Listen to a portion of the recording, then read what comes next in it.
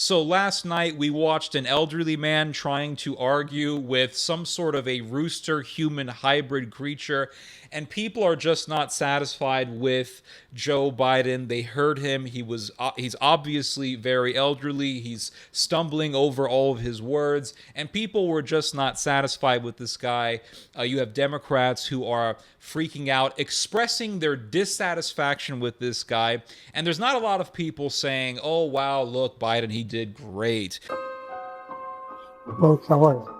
Making sure that we're able to make every single solitary person eligible for what I've been able to do with the COVID.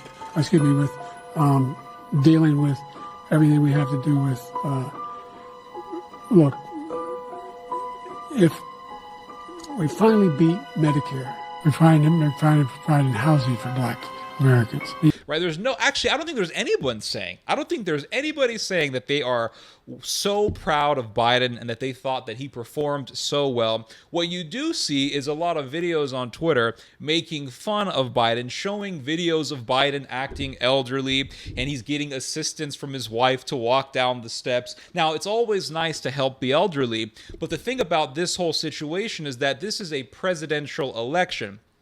And in presidential elections, people are ruthless. People are absolutely ruthless. They will tear you apart. They don't give a damn how old you are. They don't give a damn how pathetic you look, because Biden did look pathetic, and you do want to feel sorry for him, but at the same time, you realize that this guy is a cutthroat politician, and he's also a ruthless person himself. I mean, look at the videos of Biden when he was younger. The guy looked like a cutthroat. He looked like a callous thug, but you feel sorry for him because he looks like your grandfather, and listening to him talk reminds you of listening to grandpa talking. And also it reminds you of the days when you went to the church potluck and you heard the elderly people talking.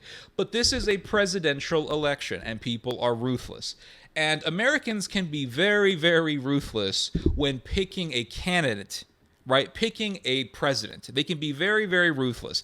I remember years ago, I met this lady. She was a strategist for local Republican candidates in her region. And she told me with her Southern Belle accent, she said, "I would never vote for a fat guy." And I said, "Well, why not?" And she said, "I don't want to see a fat president. I just don't want to see that." She did not give a damn. There was no talk about fat shaming or how she was being very demeaning or mean. No, she said, "I don't want to see a fat guy. I don't want to see an obese guy." Now, you could say, well, Trump, he's a little bit wide around the stomach, but he's not really a fat guy like Chris Christie. And that's what they're talking about. They don't want to see a Chris Christie being the president. If they don't want to vote for a fat guy, what makes you really think they're going to want to vote for a guy because he sounds like your grandfather, because he stumbles over all of his words, because he's not fully cognitive, his brain is not functioning, his marbles are not intact? And that's the whole thing. That's why I'm thinking, damn, Donald Trump is going to win. And you have Democrats who are expressing their dissatisfaction over this whole thing. They're saying, this Biden guy, he's so disappointing. The American people have eyes and ears. They see that the emperor has no clothes. You keep pretending it. Well, at this point, now after this debate, everyone can see he has no clothes. He has no mind. It's over. So guys, here, more. Number one, he lost his train of thought 2 different times in just terrible ways. And there's one way of losing your train of thought. Hey, I was gonna say something. Damn it, I forgot it. All right, I'll come back to it, right? That's how you lose train of thought. We do that. And it's normal. No, you can't do that. You can't do that. He ended one question by saying, "By the way," and that was the end. By the way, and the end. Yeah. So this is epic disaster. He looked like Fire Marshal Bill, that old Jim Carrey character. So I mean, I'd take him as the nominee. Well, at least he can speak. I'm seeing a Donald Trump presidency. I could be wrong. And the last time I made a prediction, I was wrong. I thought that Trump was going to win the last time. I was wrong. But looking at this performance, because you can think about it, the last time Trump and Biden debated, they were allowed to disrupt each other. And I think that that's better. I think it's better for both the entertainment value And it's better because it's fairer to those who are involved in the debate. Because when you have this whole system where one person has to be quiet while the other person talks, and I understand, right? I understand you have to allow each person to have their time to talk. I understand that. But there has to be a time in the debate when both opponents are allowed to disrupt each other. Both opponents are allowed to disrupt each other. Because if you just make the entire debate where each person has their turn to talk and they cannot disrupt the other guy, you just allow the other person to just say whatever they want, and then the other guy can say whatever they want, and they can't correct each other if there is blatant bullshit being spoken. And so when Biden and Trump debated the last time, Biden told Trump to shut up, and people cheered and they clapped, and that was considered to be a golden moment for Biden's debate in that particular presidential argument. Well, the Democrats, they wanted this whole set of rules where each person has to have their time to talk. It's all based on time limits, and if someone wants to disrupt the other person, they can't because their mic is muted. And so because of that rule set, it didn't really look good. It looked better for Trump because he's the one whose marbles are still intact. But it didn't look good for Biden because, well, he can't disrupt. And there's no crowd. There's no energy. So here you have this elderly man who can't really argue that well. He can't really express himself that well. And he's going against a guy who is still cognitive, who can still argue, whose brain is still fully functioning.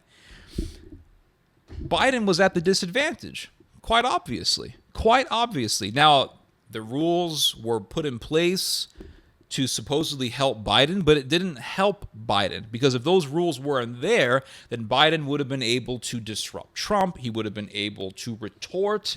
He would have been able to have comebacks, and that wasn't there. That opportunity was not there. So it actually, if you think about it, it really hurt Biden to have these rules. Because again, Trump is not the one that has the handicap. Trump's brain is still working. He can argue. He can be articulate. He can still be fluid in his speech. Whereas Biden, this is Biden. I mean, Trump is talking, and Biden, he has this look of being defeated. Biden looked defeated. And when you look defeated, it doesn't look good for you. And when you have most of our communication as human beings is body language. Most of our communication is not through speaking. It's not by words. It's by body language. Our bodies are more honest than our tongues. We may speak a certain thing, but our bodies may just speak otherwise. And so you may talk a good game, but if your body language looks defeated, if your body language is expressing defeat, then do you really feel that you've won? It's like that scene from Batman when the guy says, "I'm in charge," and Bane says, "Do you feel in charge?" And then the guy says, "Well, you got a payment out of this." And Bane said, "And that means you have power over me?" It's a great scene because it really shows the real dynamics of power, the real dynamics of defeat and victory. You may talk a big game, but if your body expresses otherwise, then your words are really meaningless. They fall right through. They are brought to naught by the language of your body. And Trump looked more confident. Trump really looked more victorious, whereas Biden looked defeated. He looked like this throughout the whole debate. It was pathetic. It was sad to see. It was just the whole time. Trump is talking.